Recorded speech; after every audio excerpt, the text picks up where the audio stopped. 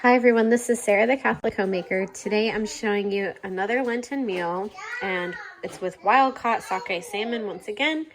It's the other approximately 1.5 pounds of salmon fillet that I got at the store on sale. And what you're going to need for this recipe is a green onion, 4 cloves of garlic, about an inch of ginger peeled, some either bourbon or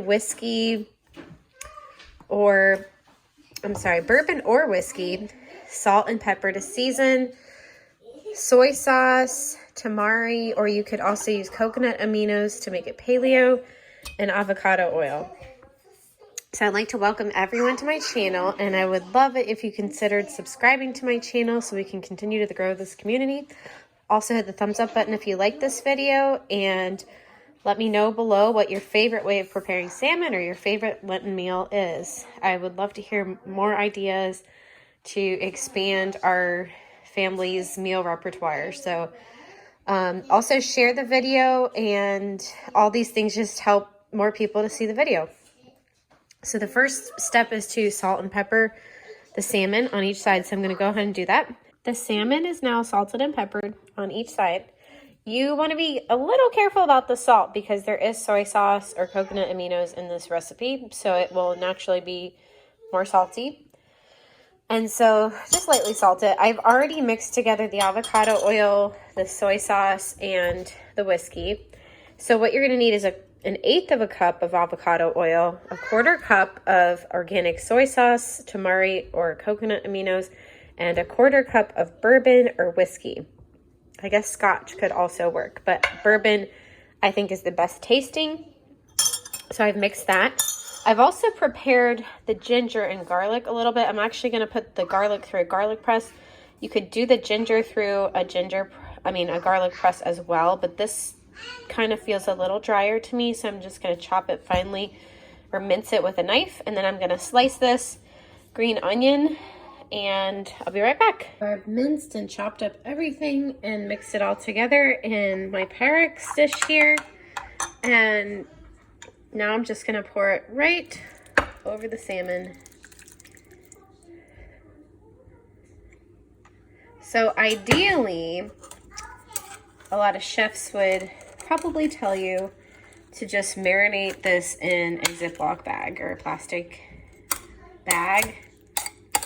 And I understand why, because you want it to be submerged in the marinade. One of my tricks is just to put the fillet side down, the skin side up, so that will get more marinated. You could flip it during the marinating time. And my recommendation is to marinate it at least overnight or up to 24 hours. However, if you forgot to do that, like me, as I'm recording this today, I was just too tired to do it. We have a few hours until dinner time. That's also fine. You could even do like a minimum of 15 minutes, but just the longer you marinate it, the more the flavor is going to develop into there. If you're pregnant, you don't have to worry about the alcohol in this because it's going to be cooked out in the cooking process. So just make sure every part of the salmon, if possible, is touching that marinade. And like I said, you can flip it during the marinade time. And I'm just going to take the tongs out. And I'm going to put the cover on, put it right into the fridge. And also a nice thing about doing it right in the container, a glass container like this, is you can put it directly into the oven. And so that's a lot less work. So let's come back later.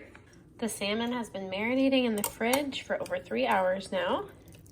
Just gonna turn it over. I have the oven preheated to 350 degrees, so it looks like it's very well marinated right now.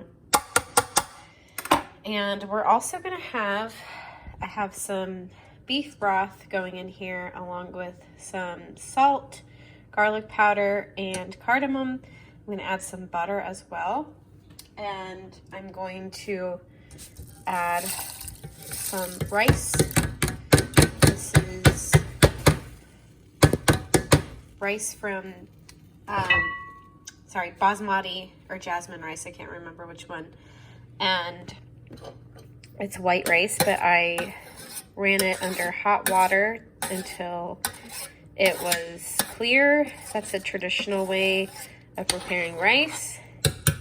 If you're doing brown rice or non-white rice, you definitely need to soak it. So that's what I do if I'm using brown rice. And then I made broccoli and cauliflower soup last night with lots of bone broth. So we'll have that as our vegetable side, along with some great nutritious bone broth. So I'm gonna go ahead and put this in the oven since it's preheated.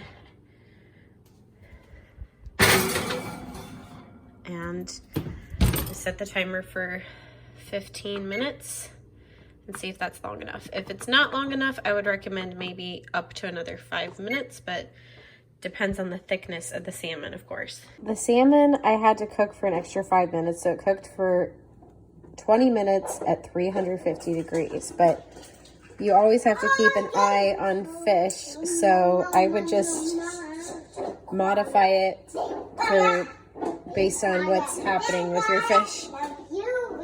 The rice is almost ready and the broccoli soup is ready, so I'll go ahead and plate. Everything's plated and steaming, perfect time to eat. You could also put sour cream on top of the soup, but I hope you guys enjoy. Let me know in the comments what you think of this recipe, and I hope you guys have a wonderful week, and may God bless you and your family.